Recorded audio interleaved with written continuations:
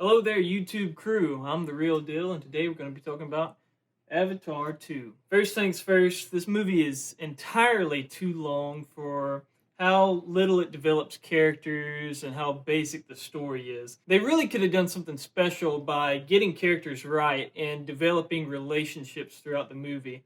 Like, there's a whole bit where Jake and his wife are kind of at a tenuous relationship with the tribal leaders that they're seeking refuge from, but you hardly see any interactions between them besides when their son is in trouble.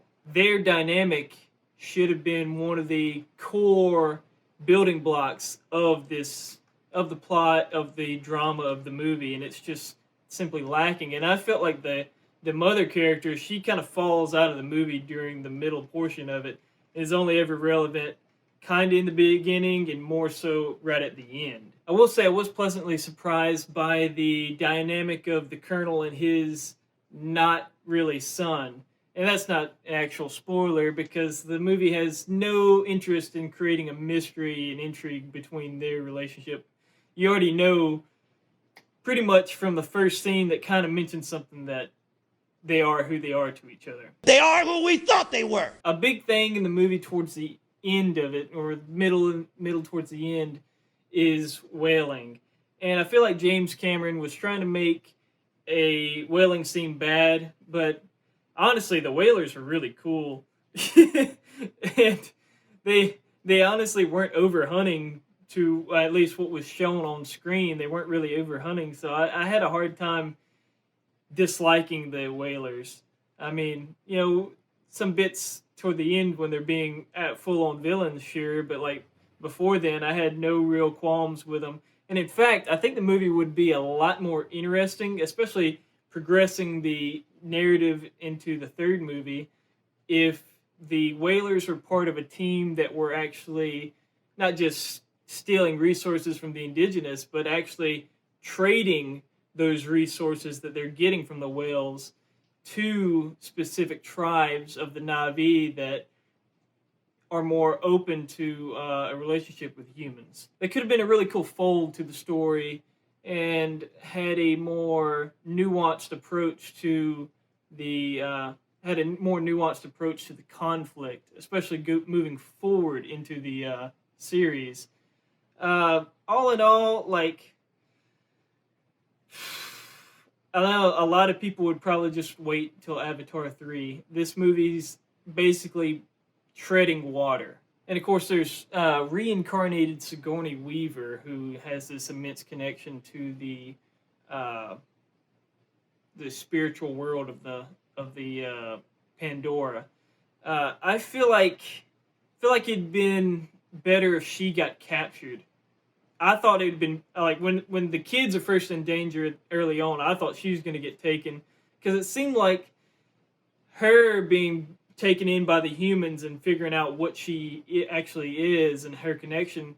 I feel like that would have been, the good escalation in in favor of the humans and making them an actual bigger threat with their understanding of Pandora and how it works.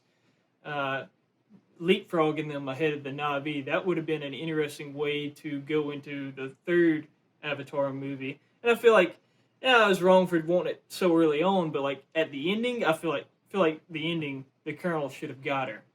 And which brings me to the final fight. I actually liked the fight between Sully and Colonel. I like how it almost faked you out like Jake wasn't going to fight him. It was like, no, let's get this over with. But my main issue with that is, it ends in a chokehold and he just lets him go. And it's like, come on, man, you needed to, like, there's no way he doesn't make sure this guy dies. And if you do want to play it where he doesn't ensure that he dies, and they do this drama a bit later on where he doesn't think he can make it out of the boat and is preparing his son to leave him. I feel like what could have helped that is, you have a torn down ship, you have a broken pipe that he gets bumped into, piercing his back and potentially lung, and that would be where he has to let go of the Colonel, and the Colonel kind of loses consciousness right as it happens. So you have both of them in this precarious situation where their sons come and make sure that they make it out alive.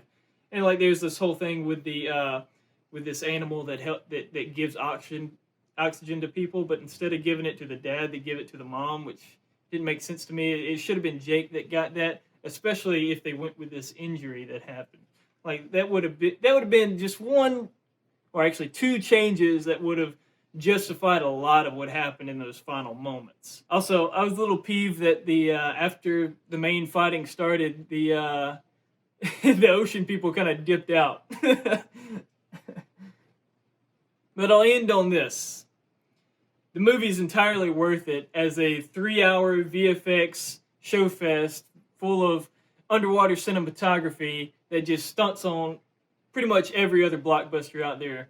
You know, and I mean, you got Dune and stuff like that that have a very high integrity on how they blend CGI with their cinematography. But this movie just, I mean, it's a 3-hour animation essentially, but it looks, there's no weak points in it. And I don't think this one will age that badly either. I think it's up at that level. I mean, Avatar itself it's so consistent that what degraded from it isn't bad. You know, in the consistency for it, you know, doesn't make those weak points hurt that bad. Also, most of what makes this a subpar movie, you know, bland dialogue and a very basic story, is honestly what's going to help it be so translatable to a world audience. And as you can see, it's already doing huge numbers. I expect it'll rival Endgame, and we're definitely going to get Avatar 3. And as much as I love and hate Avatar, including this one, I'm going to be in the theater for Avatar 3. Well, glad you listened to me for 5-8 minutes, whatever it ends up being. I'm the real deal. Goodbye.